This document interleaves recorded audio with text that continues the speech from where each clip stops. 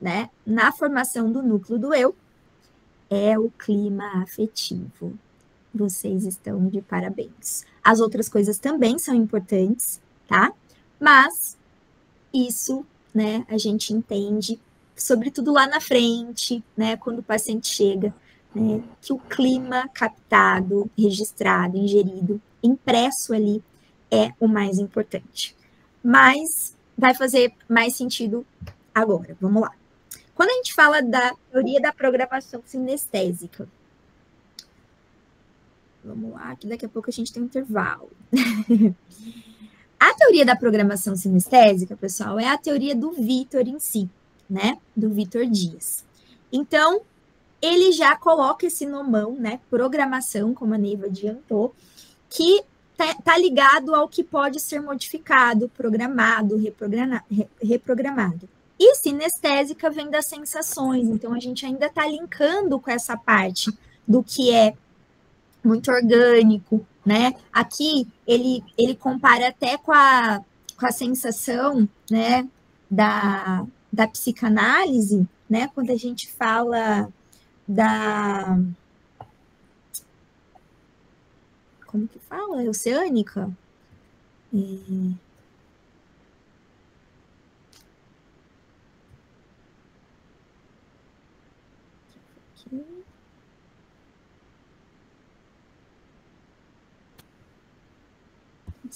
Pronto.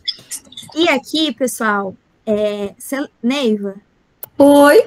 Você lembra desse termo que o Vitor faz essa analogia, né? Com esse começo, né, da parte sinestésica? Claro. Olha só, Natália. A sensação oceânica é aquela sensação, gente, que ainda num período inicial, lá no caos e indiferenciação, a criança sente que é assim, ela não sabe onde ela É está, o braço, que que é é aquilo. perna, É que é uma cabeça. sensação que ela é tudo ao mesmo tempo. Então, a sensação oceânica é a sensação do período inicial, do caos e a indiferenciação. Aí, à medida que o outro vai ajudando ela a entender que, bom, aquele desconforto não é de fora, é dela, é fome. Se der um leitinho, passa. Então, por isso que o clima de fora, o como está sendo feito é tão importante, porque a gente não aprende sozinho.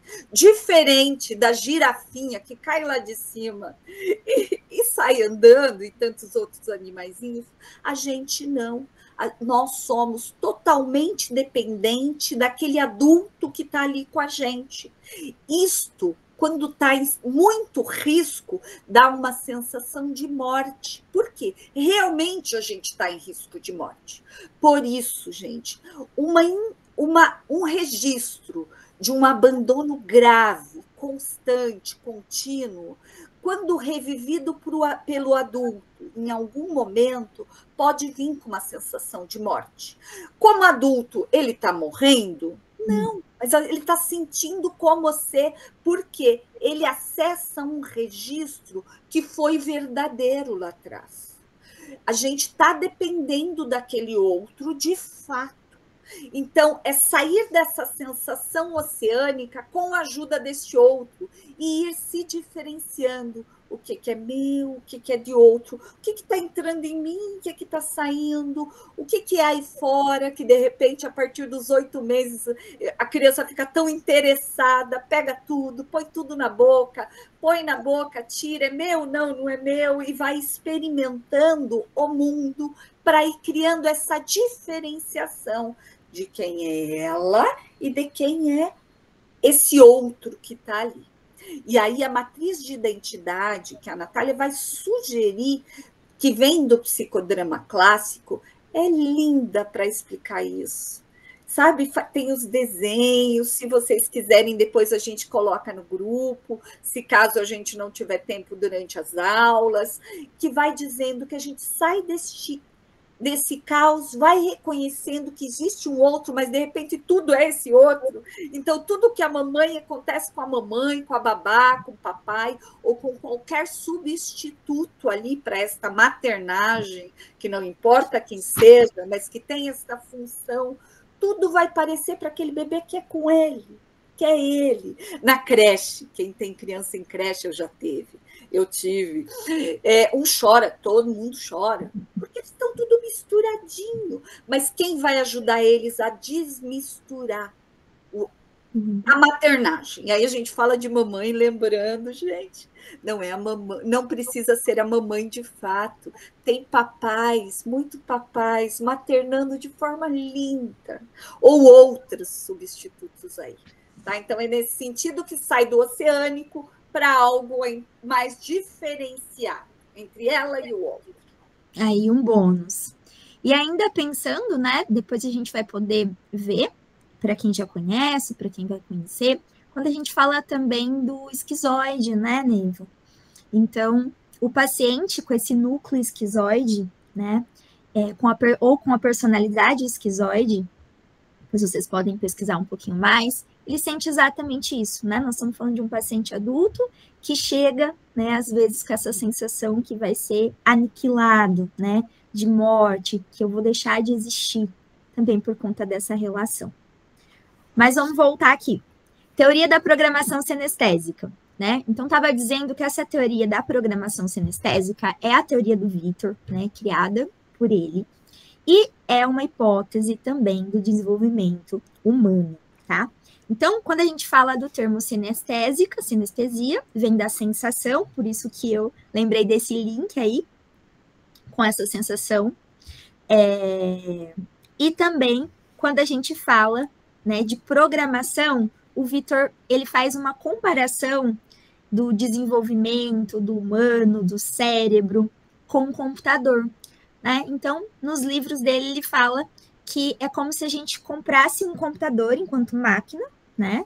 Do jeito que eu coloquei aqui, já vem com as luzes, ele vai ligar, né? Esse seria uma analogia do Victor com o desenvolvimento, né? E compara que o computador é como o bebê novo, né? O computador novo é como o bebê que nasce, né? Então, é uma maquinazinha que tem alguns comandos, né? Mas que sem a parte, né, psicológica, vamos dizer assim, sem a parte dos dados, né, não vai funcionar, né? Então, é isso que a gente vai ver um pouquinho. Então, aqui, ó. Segundo Dias, né, o cérebro humano é como um grande computador. Além de se autoprogramar, ter essa capacidade linda, né, de se organizar na medida que a gente vai sendo desenvolvido e construído, mas nós também precisamos, né, de outra fase. Então, ele divide a teoria da programação sinestésica em duas fases. Isso confunde um pouquinho, pessoal, então registrem aí. Dentro da teoria da programação sinestésica, que já tem esse nome por conta dessa analogia com o computador, né, ele divide na fase sinestésica e a fase psicológica. A fase sinestésica, lembram aí, ligada totalmente às sensações, que a gente vai falar dessa questão intrauterina do 0 até 2 anos, 2 anos e meio de vida. Depois a fase psicológica a partir disso, né? Então não é nada rígido, mais 2 anos e meio, a partir de 3 anos. No final, corresponde a essa fase, depois a adolescência, final da adolescência, também com uma fase muito importante, e ao longo da vida, até o tempo atual, a vida adulta. Tá? Então, só para não confundir, dentro da teoria da programação sinestésica tem essas duas fases, que se chama fase sinestésica, por conta desse começo, né, da própria sinestesia mesmo, das sensações, ligado às sensações, lembra do bebê, intrauterino, feto, e a fase psicológica, depois dos 2 anos e meio, 3 anos. Vamos pensar em exemplos disso? Aqui, ó. Aqui, quando a gente vai falar também, é importante voltar lá no núcleo do eu, para a gente pensar, né, no que ainda está com esse psiquismo caótico indiferenciado na fase sinestésica, né? E quando a gente fala da fase psicológica, a gente está falando que isso começa a se organizar dentro desse prazo.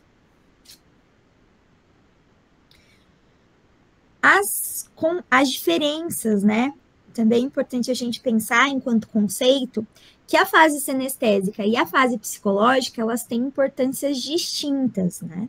Então, tem marcos importantíssimos dentro desse psiquismo.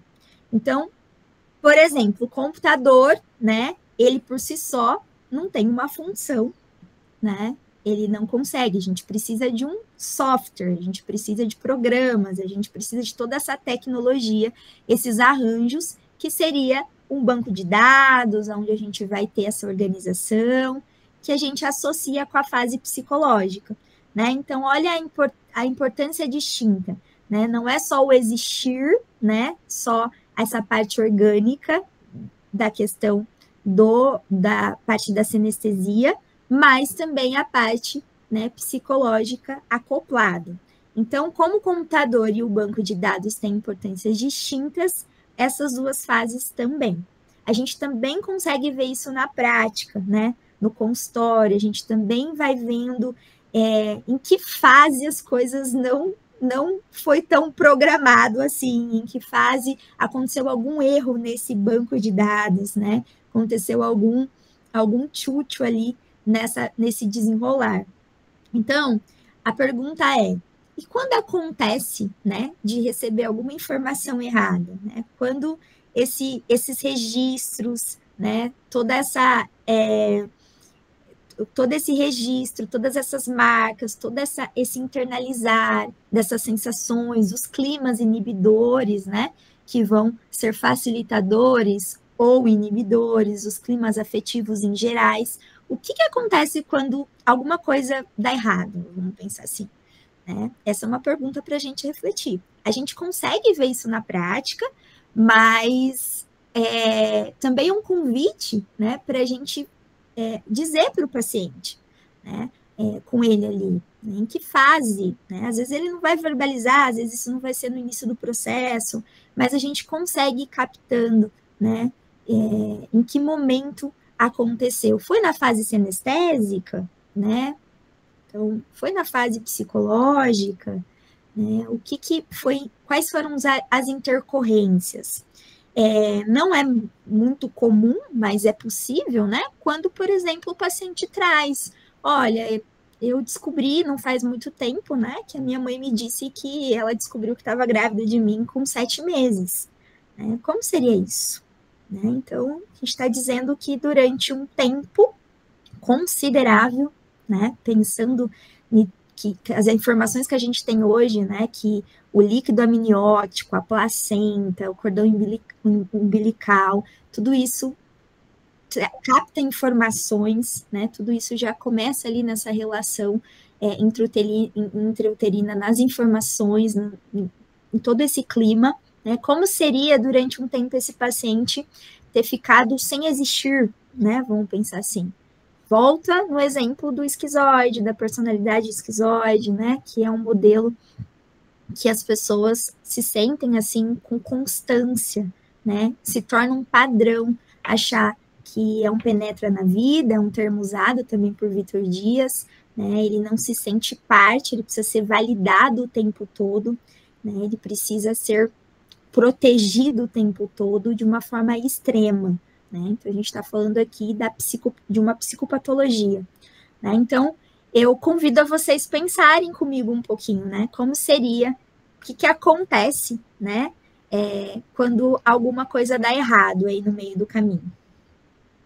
Depois, pessoal, quando a gente fala, né, do psiquismo caótico indiferenciado, né, é importante, aqui o exemplo eu tinha colocado da vivência oceânica, focar muito nessa sensação básica, né, então sempre pensem nisso quando ouvirem esse termo da fase sinestésica, e depois quando a gente pensa, né, que isso foi transformado, né, mais organizado, né, organizado e diferenciado, já passou por uma fase do desenvolvimento psicológico, né? Então esse processo de organização vai acontecer nesses períodos, e aqui entram os climas afetivos, né, inibidores e facilitadores, que a gente já comentou.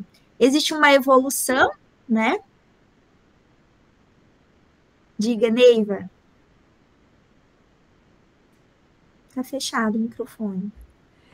Ainda sobre o slide anterior, Natália, eu posso Dessa trazer parte. uma Claro, contribuição? Posso? sim, a gente Tá. combinou. Vai lá. Isso que a Natália traz, a gente acha que foi um jeito muito didático do Vitor trazer essa relação do Inteligente. computador com o desenvolvimento psicológico. E é mesmo, ajuda muito. Por quê? Quando a gente compra um computador, se a gente abrir ele, não tem nada lá se não tiver um programa. E este programa é o desenvolvimento, é o núcleo do eu, sabe? O programa é aquilo que vai estar ali sempre, mas vai estar mais, vamos dizer, a gente não vê, está mais atrás, né? Mas está amparando tudo que a gente vai fazer no computador, não é? Se não tiver um programa. Aí, depois do programa, deste núcleo do eu, o que vem? Vem os dados, as informações, a gente vai colocar coisas no PowerPoint, porque A o PowerPoint faz parte do organização. programa, no Word. Isto é o desenvolvimento psicológico. A partir ali, então, mais ou menos dos 2 anos e meio em diante, com uma ênfase gigante até a adolescência, porém podendo ser revisto ao longo da vida sempre. Então, quando a Edna coloca do ninho vazio, você vê que é um momento né, de mudança dentro da gente, as coisas ficam diferentes. Então, é um momento de revisão da identidade. Quem eu sou muda um pouquinho. Eu não sou mais aquela mãe que estou aqui com os meus filhos dentro de casa. É diferente. Então, é uma revisão de quem eu sou. Então, toda vez que a gente precisa fazer uma revisão, a gente revisa aí o nosso conceito de identidade. Revisa o programa? Não. Revisa os dados aqui. E aí tem um exemplo, isso é de livro também do Vitor, mas é bem legal. Ele fala assim: imagina se chega para a gente alguém que diz assim, que pode sim navegar um transatlântico no Rio Tietê. O que seria essa comparação, né? Vamos pensar que tem aí um programa que coloque aí as informações para cruzarem tanto o tamanho dos rios quanto o tamanho das embarcações. Para quê? Para saber em qual rio pode navegar determinada embarcação. E aí chega alguém para a gente e diz assim: no Tietê dá para navegar um transatlântico. Aí a gente pensa: nossa, onde que está o erro? É no programa ou é nos dados? Não sabemos onde é. Pode ser no programa, pode ser o programa que leu os dados de uma forma aí não muito esperada. Nem falar em errada, mas não esperada. Teve, ou talvez alguns erros tiveram ali no programa, que cruzou os dados do tamanho dos rios com o tamanho das embarcações. Ou pode ser os dados, passaram ali o dado errado daquele transatlântico. Então, quando chega no consultório, alguém, por exemplo, com um grande medo de sair de casa, é muito comum, né? Por exemplo, eu tenho um paciente que só faz online porque ele não consegue vir até o consultório. Então, é importante a gente buscar esta informação. Será que é no programa? É lá de trás? Ou é nos conceitos e nos valores que ele adquiriu durante o desenvolvimento psicológico? Que pode ser assim: puxa, eu moro numa cidade muito violenta, tem muito perigo.